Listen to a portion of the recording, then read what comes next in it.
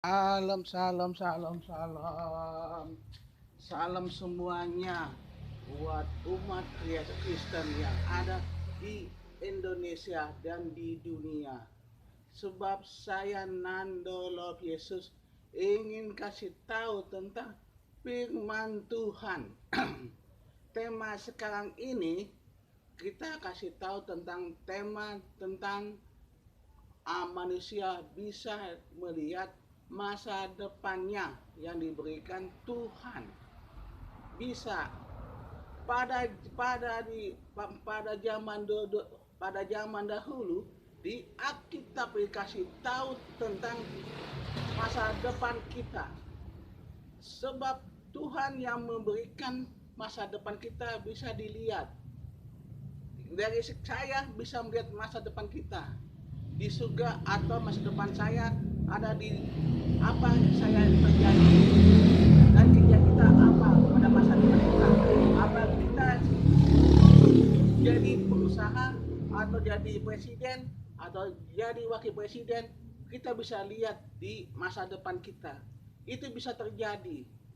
Misalnya banyak orang jadi tukang ojek, tukang beca, kita melihat masa depannya apa dia bisa jadi menteri atau jadi presiden. Itu bisa dilihat, dikasih tahu oleh Tuhan. Ada itu yang terjadi pada masa depan kita, bisa dikasih tahu Tuhan. Itu bisa. Pada zaman di dahulu di Alkitab dikasih tahu tentang David. David adalah seorang yang ngurusin semacam domba-domba. Dombanya itu dikasih penglihatan bahwa domba itu akan dimakan singa. Dikasih Tuhan sama David. David melawan singa itu. Singa itu mati, dibunuh sama David. Dan juga David dikasih penglihatan tentang dia bisa jadi raja. Dari mana seorang pengembara domba bisa jadi raja? Itu David. David dikasih tahu Tuhan bahwa kamu adalah yang cintai oleh Tuhan menjadi raja.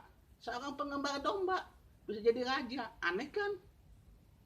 Gimana kalau seorang tukang beca, tukang ojek, atau pengembara kambing, pasti bisa bikin dia diberikan Tuhan, dia pasti seorang raja juga.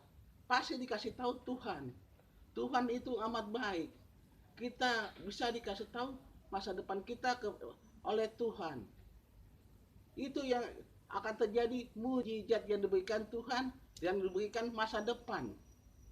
Itu jangan bermain-main dengan Tuhan. Itu sangat bahaya. Itu contohnya. Pasti terjadi. Seorang petani aja bisa jadi presiden. Dia bisa melihat masa depannya seorang presiden, seorang petani.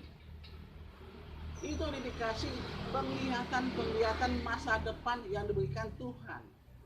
Itu sebab kita setia pada Tuhan, selalu bicara dan mendengar oleh Tuhan, dikasih tahu. Sebab generasi dulu semacam saya ini seorang pembaca firman Tuhan yang punya gereja.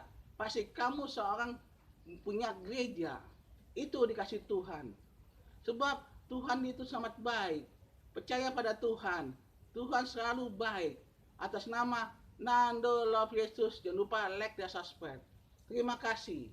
Puji Tuhan. Haleluya. Sebab kita bisa melihat masa depan kita kepada masa depan kita yang